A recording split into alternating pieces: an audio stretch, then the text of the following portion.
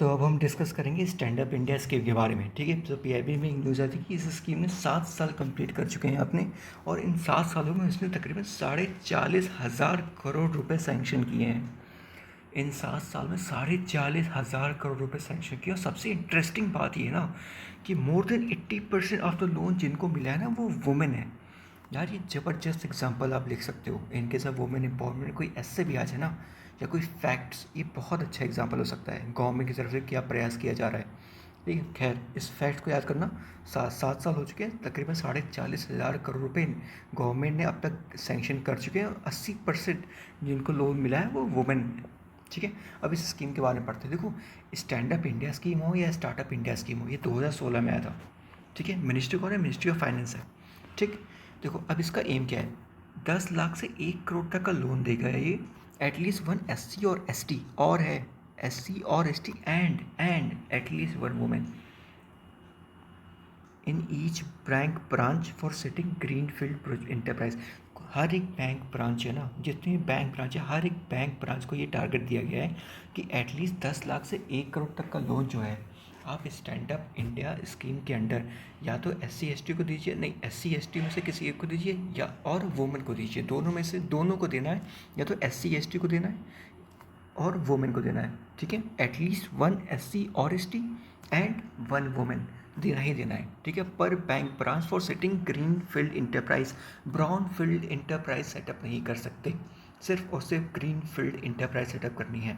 अभी इंटरप्राइज कहाँ का, किस में किस कौन कौन सेक्टर सेटअप कर सकते हो? Manufacturing, servicing, agri allied activities, not agriculture, agri allied. ठीक है, और ट्रेडिंग सेक्टर।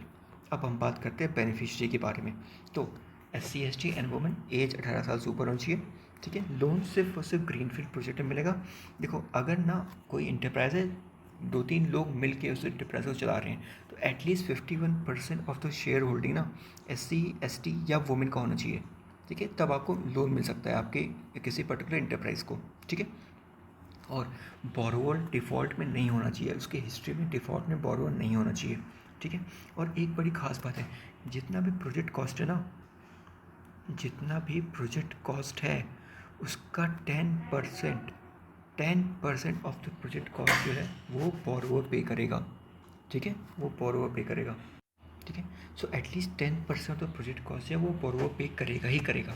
ठीक है, ओके। अब बात करते हैं फाइनेंशियल असिस्टेंस की। तो देखो गवर्नमेंट कोई सेपरेट कोई फंड एलोकेट नहीं करती है इसके लिए। ठीक है, हाँ सिडबी के पास रीफाइनेंस की विंडो है जो कि इनिशियल अमाउंट 10,000 करोड़ का है, 10,000 नहीं 10,000 करोड़ का है।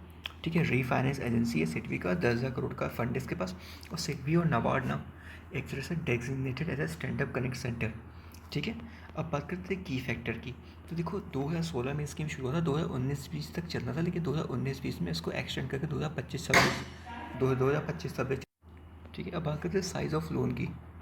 तो साइज़ ऑफ लोन की बात करें ना, तो देखो हमने बोला कि 10% ऑफ द मनी जो है ना, जो इंडिविजुअल है वो अपना लेके आएगा। गवर्नमेंट जो है ना maximum 85% of the project cost पे करेगी। ठीक है, at least 85% of the project cost जो है वो गवर्नमेंट ऑफ इंडिया देगी। एटलीस्ट 5, मैक्सिमम 85% है, not at least, sorry, maximum 85% of the project cost जो है वो गवर्नमेंट ऑफ इंडिया दे सकती है। बचा 15%, उसमें से 10% तो बोरोवर अपना लेके आएगा, और जो एक्स्ट्रा 5% है ना, ये सेंट्रल या स्टेट की कोई और स्कीम के ज़रिए भी बोरोवर ला सकता है। ठीक है, लेकिन जो गवर्नमेंट है इस स्कीम के ज़रिए मैक्सिमम 85% ही प्रोजेक्ट कॉस्ट देगी। ठीक है, एक बड़ी खास बात इसमें है कि रेट ऑफ इंटरेस्ट जो है ना वो base rate plus 3% plus tenor premium है, मतलब one of the lowest applicable rate है। ठीक है, ओके। अब लोन जो है ना, बैंक चाहे तो कोलेट्रल ले सकता है बोरोवर से, या फिर जो क्रेडिट गारंटी फंड स्कीम है for stand up India loan, इसके ज़रिए बैंक क्रेडिट लेने से मना कर बैंक कोलेट्रल लेने से मना कर सकता है, क्योंकि क्रेडिट गारंटी फंड में ऑलरेडी गवर्नमेंट जो क्रेडिट गारंटी प्रोवाइड कर रही है।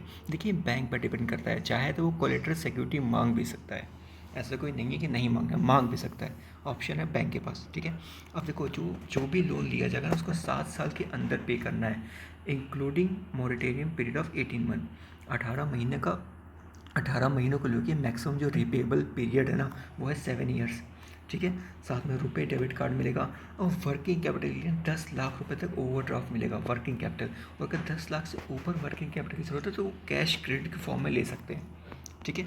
अब एक खास मैंने जैसे बताया ना 15% मनी मार्जिन मनी जो है ना वो बोरोर लेके आएगा, उसमें 10% बोरो का अपना पैसा होना चाहिए और रेस्ट 5% है वो दूसरे किसी सेंट्रल या स्टेट गवर्नमेंट की स्कीम से कन्वर्ट करके ला सकता है। ठीक है, बाकी और कुछ नहीं है इसमें। ठीक है, थैंक यू, ओके।